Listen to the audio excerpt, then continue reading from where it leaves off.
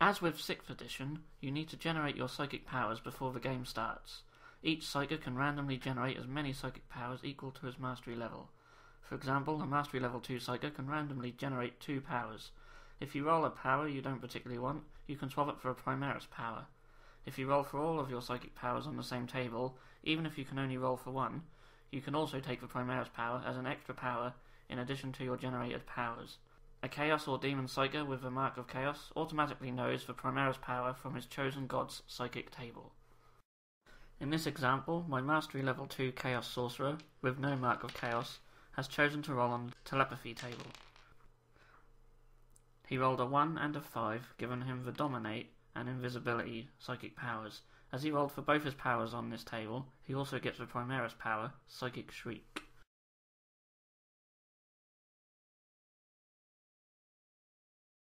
The Psychic phase is a new phase added to the game, between the movement and the shooting phases.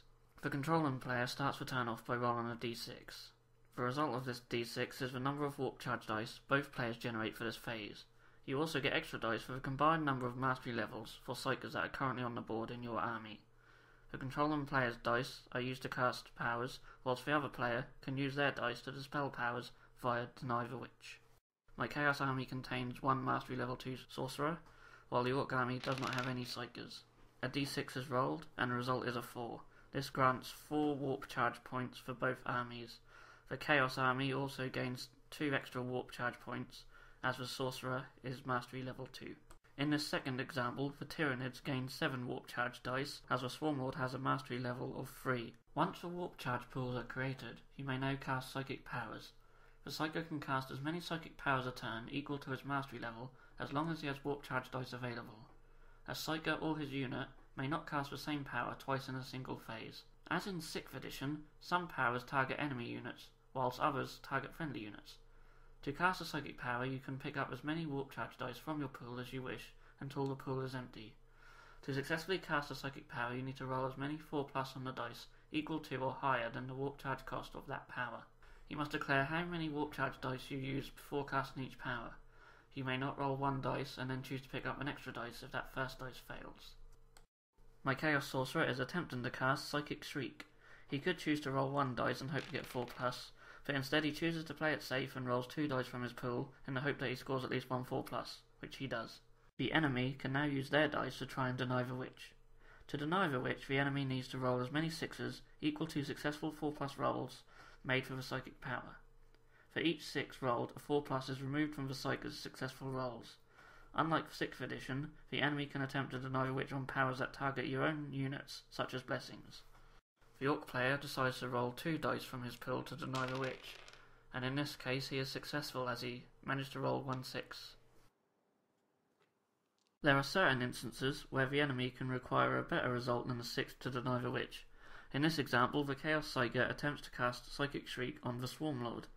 The Swarmlord is also a Psyker, which gives him a +1 to his Deny the Witch rolls.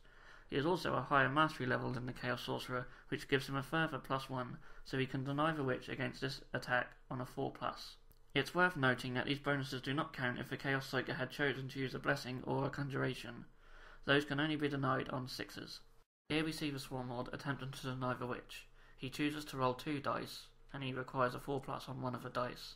He rolls both and gets a 4+ on both dice. Not only has the Deny the Witch been successful, but he manages to pass it on both dice. The Sorcerer has one more power to use, and chooses to roll the remainder of his dice to ensure he passes it. This can also be risky, as he could encounter Perils of the Warp. This happens if you roll 2 or more 6s when rolling for your psychic powers. For argument's sake, we are going to say the Sorcerer rolled his remaining 4 dice and rolled 2 6s. His power is still successful, but he suffers a Peril of the Warp attack. He rolls another d6, and consults the Peril of the Warp table. In this case he rolled a 1. A 1 is a very bad result, which is dragged into the warp. The Psyker must take a leadership test. If the test is passed, the Psyker suffers 1 wound or a glancing hit, with no saves of any kind allowed.